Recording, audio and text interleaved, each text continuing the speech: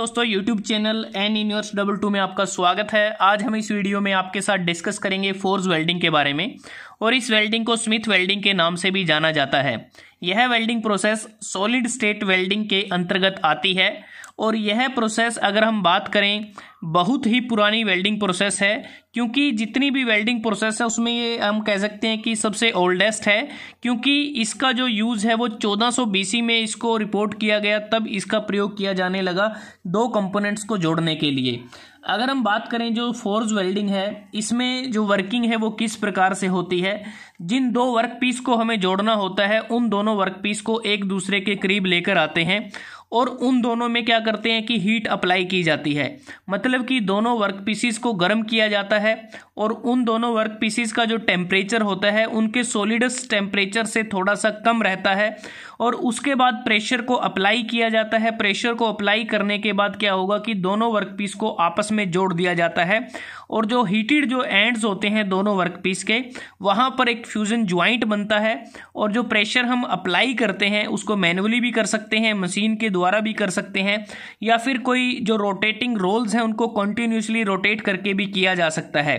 या फिर कहते हैं कि जब दोनों वर्क पीसीस को एक दूसरे के करीब लेकर आते हैं वहाँ पर हैमरिंग की जाती है, मतलब कि इम्पैक्ट ब्लो किया जाता है हैमरिंग के द्वारा और इस प्रकार से ये रिपीटेड ब्लो होगा ताकि जो दोनों वर्क पीसीस जो हमने हीट किए थे उनके जो एंड्स हैं वो अच्छी तरह से आपस में मिल जाएं और आप देखेंगे कि बाद में हमें एक फोर्स वेल्डिंग मिलती है। इस प्रकार से दोनों वर्क पीस आपस में जुड़ जाते हैं। अगर आप इस डायग्राम को देखते हैं यहाँ पर क्लियर होता है कि हमें कैसे हम हैमरिंग करते हैं जो दो गर्म वर्क पीस हैं उनको एक दूसरे के पास लाने के बाद।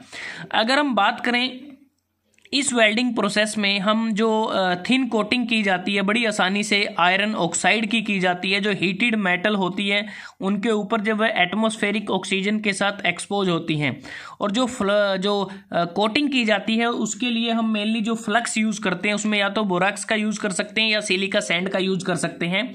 जो सिलिका सैंड होती है वो बोरैक्स के मुकाबले वो सस्ती होती है और कह सकते हैं कि जो फाइन सिलिका सैंड का हम इसमें यूज़ करते हैं और उसको एक प्रकार से जो लो कार्बन स्टील होती है उसके जो कंपोनेंट हैं उसमें स्प्रिंकल किया जाता है।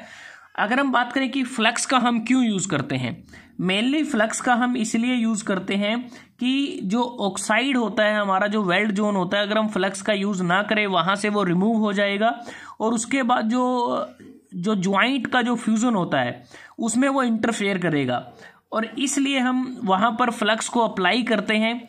क्योंकि जो आयरन ऑक्साइड बनते हैं हमारे पास वो ज़्यादा फ्लूइड हो जाएंगे और अंडर प्रेशर वो ज्वाइंट में फ्लो करेंगे और जिससे हमारा जो वेल्ड है हमें अच्छा मिलेगा।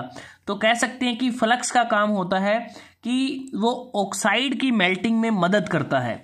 जो रोट आयरन या फिर जो लो कार्बन स्टील होते हैं उसको हम बड़ी आसानी से फोर्स वेल्डिंग उनकी की जा सकती है और उसमें जो फ्लक्स का यूज़ होता है हम उसको अवॉइड ही करते हैं क्योंकि उनके जो ऑक्साइड हैं वो कम टेम्परेचर पर मेल्ट हो जाते हैं। हमें फोर्स वेल्डिंग टेम्परेचर पर जाने की ज़रूरत नहीं पड़ती। उसके बाद अगर हम बात करें, अगर हम प्रॉपर हीटिंग करें वर्क पीस की, वो मेन इंपॉर्टेंट रहता है क्योंकि ये मेजर वेल्डिंग वेरिएबल रहता है। क्योंकि अगर हमने इनसफिशिएंट हीटिंग की है दोनों वर्क पीसेस की तो उससे कोई ज़्यादा इफेक्ट नहीं पड़ेगा ज्वाइंट पे, लेकिन अगर हमने दोनों वर्क पीसेस के एंड्स को जिन एंड्स को हमें आपस में ज्वाइन करना है या जोड़ना है, अगर उसकी हमने ओवर हीटिंग कर दी तो उससे जो ज्वाइंट मिलेगा हमें वो ब्रिटल ज्वाइंट मिलेगा और उसकी जो स्ट्रेंथ है वो भी कम होगी और जो ओवर हीटेड पीसीज होंगे उनका क्या होगा कि वो ऑक्सीडाइज होने की कोशिश करेंगे और जिससे हमें थोड़ा सा स्पंजी अपीयरेंस भी मिलेगा ज्वाइंट के अंदर।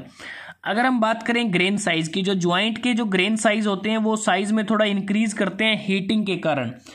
अगर हम मेटल वर्किंग की बात करें कि जो मेटल वर्किंग होती है ज्वाइंट पर वो बेसिकली जो ग्रेन साइज होगा उसको प्रॉपरली कंट्रोल करेगा। अगर ग्रेन साइज हमारा ज्वाइंट में प्रॉपरली कंट्रोल हम कर लेते हैं उससे हमें ज्वाइंट की बढ़िया मैकेनिकल प्रॉपर्टीज हमें मिल जाती हैं। अब बात करते हैं फोर्स वेल्डिंग की कुछ एडवांटेज, डिसएडवांटेज और इसकी एप्लीकेशन क्या क्या है। अगर हम एडवांटेज की बात करें, जो फोर्स वेल्डिंग होती है उसमें हमें कोई फिलर मटेरियल की कोई ज़रूरत नहीं पड़ती। हम इंट्रिकेट शेप को भी इसमें आसानी से वेल्ड कर सकते हैं और जो ज्वाइंट हमें मिलते हैं उनकी स्ट्रेंथ बड़ी अच्छी होती है और वेल्डेड ज्वाइंट की जो इनिशियल कॉस्ट होती है वो कम रहती है। लेकिन इतनी सारी एडवांटेज के बाद इसकी कुछ डिसएडवांटेज भी हैं, कुछ खामियां हैं। वो इस प्रकार से हैं कि इस प्रोसेस के दौरान हमें हाई वेल्डिंग डिफेक्ट इसमें हमें मिल जाते हैं और इस प्रोसेस के द्वारा हम मास प्रोडक्शन नहीं कर सकते और यह एक स्लो वेल्डिंग प्रोसेस है, फास्ट वेल्डिंग प्रोसेस नहीं है, स्लो वेल्डिंग प्रोसेस है।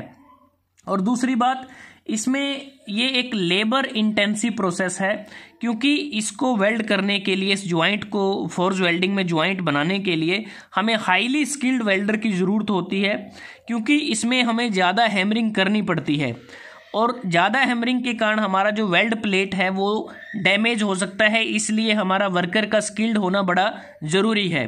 दूसरी बात, इस प्रोसेस के द्वारा हम स्मॉल वेल्ड ही कर सकते हैं क्योंकि जो लार्ज ऑब्जेक्ट को अगर हमें वेल्ड करना है तो उसके लिए हमें लार्ज प्रेस चाहिए, प्रेशर को अप्लाई करने के लिए लार्ज हीटिंग फर्नेस की ज़रूरत होगी, जिससे ये प्रोसेस इकोनॉमिकल नहीं रहेगी। दूसरी बात, इसकी एप्लीकेशन क्या है? फोर्स वेल्डिंग का जो यूज़ है वो एरोस्पेस इंडस्ट्री में किया जाता है। प्रोडक्शन जब क्रैंक शाफ्ट की करते हैं तब इसका यूज़ कर सकते हैं। शिप बिल्डिंग में जो साइकिल इंडस्ट्री है वहाँ पर भी इसका यूज़ किया जा सकता है। जो होम अप्लायंसेस या कुछ साइंटिफिक जो प्रोडक्ट बनाते हैं वहाँ इसका इस्तेमाल है। फर्नीचर की मैन्युफैक्चरिंग में इस वेल्डिंग का इस्तेमाल किया जाता है।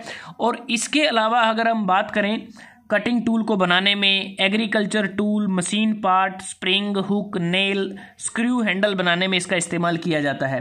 दूसरी बात कि इस वेल्डिंग के द्वारा हम क्या क्या ज्वाइंट हैं जो बना सकते हैं। बट ज्वाइंट बनाना संभव है, लैप ज्वाइंट बना सकते हैं, जंप ज्वाइंट बना सकते हैं, क्लेफ्ट ज्वाइंट और स्क्रैप ज्वाइंट हम इस वेल्डिंग की मदद से बना सकते हैं। लेकिन अगर हम बात करें आज की डेट में, इस वेल्डिंग को इंडस्ट्रियल प्रैक्टिस में बहुत कम यूज़ होता है क्योंकि ये जो वेल्डिंग है ओल्डेस्ट वेल्डिंग है और मेनली क्या है कि काफ़ी स्लो वेल्डिंग है। दूसरी की लेबर इंटेंसिव प्रोसेस है।